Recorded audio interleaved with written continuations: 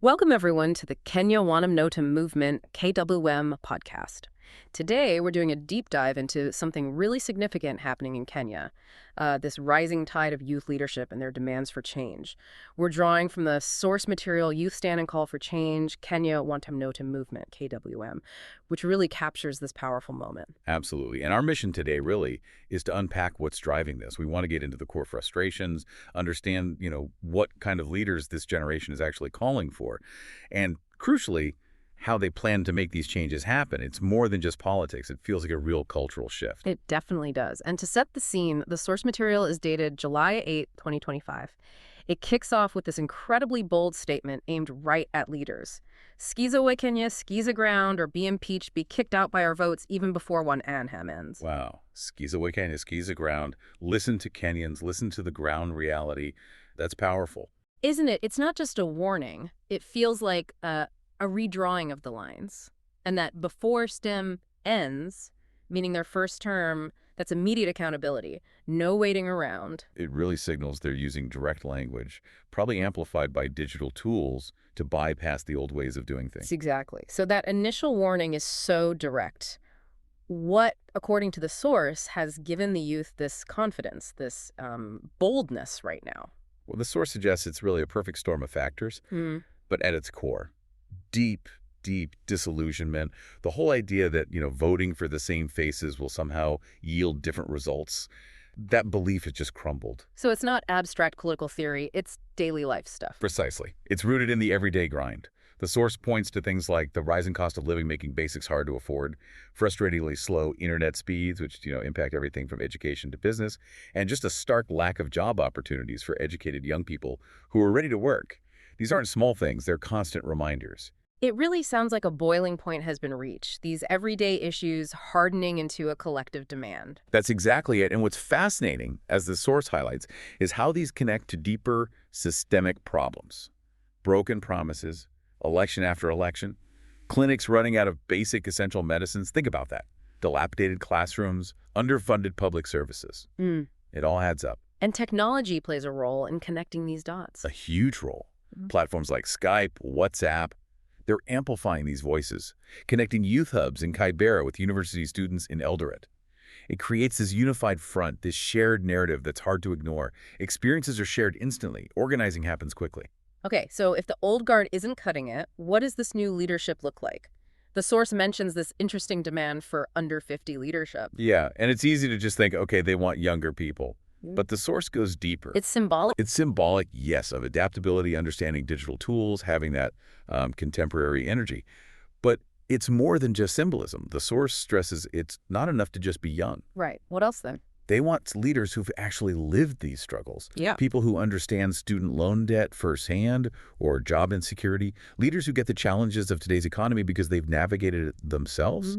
It's about pairing that youthful energy with, fresh, bold, practical ideas. Someone who genuinely connects national goals with their reality. But what about experience? Some might say focusing on youth means sacrificing governing experience. Does the source address that counterargument?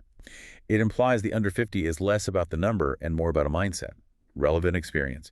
It's about having the experience to solve today's problems, using today's tools, understand digital implementation, not just old school politicking. And that ties directly into the next big demand. Competence over connections. Ah, yes. Performance. The source makes it clear people are tired of talk. They want tangible results. It paints these pictures. Endless waits in crowded clinics. Families struggling to afford photocopied textbooks. Young doctors using outdated equipment. These experiences shape votes. Absolutely. They want leaders who deliver, period. And this digitally savvy generation, they're pushing for transparency like never before. Think about it. They want public services tracked almost like a delivery, real-time data. Like vaccinations completed today or road repairs this week. Exactly like that. Verifiable data, regular updates. It's a massive shift from systems that often relied on, opacity. It really forces the question, how will leaders adapt to this demand for measurable outcomes, for clear data, when that's not how things have always worked? That is the big question, isn't it? No more just showing up for the photo op. And this transparency drive connects right into another absolute core demand. Zero tolerance for corruption. Oh, absolutely. Nothing gets this generation more fired up. Knowing billions or potentially siphoned off from healthcare, education, infrastructure, money that could change lives. The source says they're completely fed up. What are they demanding? Swift justice. It's not complicated. Apologies, yes, but also reparations, paying back what was taken, and permanent disqualification from public office for anyone involved in corruption. Full stop. You see things like hashtags, your past crimes disqualify you, going viral. It's public pressure demanding immediate consequences. And this impatience extends to the legal system itself. Definitely. They want the legal processes to speed up dramatically. It's unacceptable to them when investigations drag on or when people facing serious charges are somehow back in positions of power. It's about accountability before the next election, not years later, making integrity a baseline requirement. So, with demands for results and zero tolerance for corruption, it makes sense that action speaks louder than words is central. They want leaders who are present. Exactly. Not just figureheads behind podiums. The source talks about wanting leaders who, ride in matatas, who stand in the rain at construction sites, who actually engage with the community firsthand. Rejecting the staged photo ops. Completely. It's about authenticity, real presence. Imagine leaders giving real-time updates on social media, not from a comfy office, but from a flood zone or a hospital ward. It's about being there, feeling the pulse, responding directly. It implies consistency, not just performance. And for this generation, accountability isn't optional. The source is crystal clear. Fail to deliver, you step down. No ifs, ands, or buts. It's a huge cultural shift away from just accepting underperformance quietly. It's moving towards vocal accountability. Young Kenyans especially are saying, no more suffering in silence. They want systems where officials are genuinely answerable, where progress is tracked publicly. And this ties into rejecting the familiar faces. Absolutely. Rejecting the same old faces.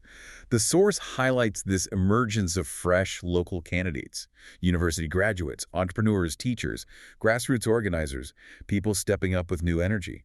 They're described as fearless, unafraid to speak truth to power, refusing to play the old games. Their leadership is about connection, about making a real difference on the ground. Now, the idea is that change at the top will trickle down, right? Create a ripple effect. That's the expectation highlighted in the source, yes. If a president enforces school standards, teachers are more likely to be accountable, improving education quality. Makes sense. Or if there's a real focus on stocking clinics with medicine, then fewer people die from preventable illnesses. It's direct impact. The source gives examples like a mayor resigning over mismanagement, leading to better sanitation, or jailing corrupt health officials, cutting ambulance response times. These aren't just abstract goals. They're concrete changes that signal the system is working differently. Small wins build into transformation.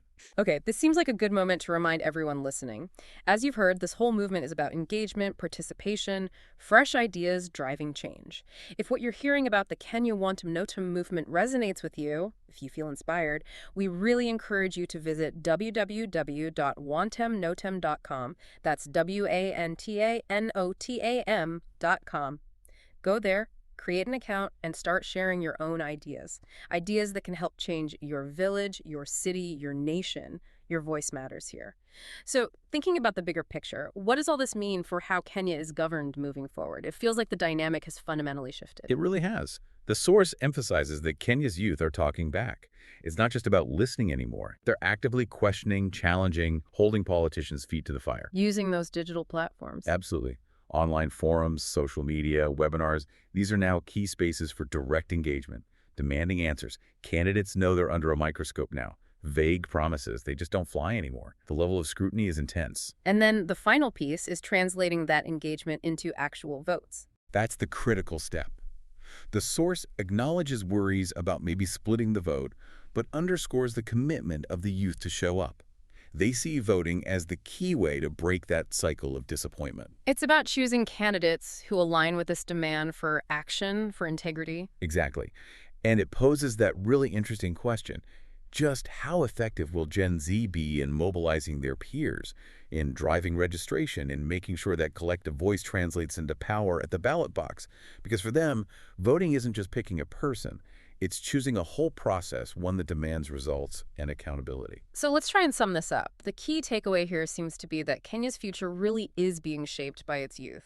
They're pushing back against the old ways, demanding leaders who deliver tangible results, who are accountable. It's not about waiting anymore. It's about actively making change happen. Precisely. And that brings us to a final thought, something for you, the listener, to really mull over. For this generation, the ballot box isn't just a tool for choosing a leader. It's become a warning signal. It's saying loud and clear, serve the people well, deliver results, or step aside. This expectation, this demand, is set to define the next chapter of Kenyan politics. It's moved beyond hope into expectation. A powerful thought to end on. And once again, if you want to learn more and get involved in this transformative movement, please visit www.wantumnotem.com. Create your account, share your ideas, and be part of changing your village, your city, and your nation. Thank you so much for listening to the Kenya Wantum Notem Movement KWM podcast.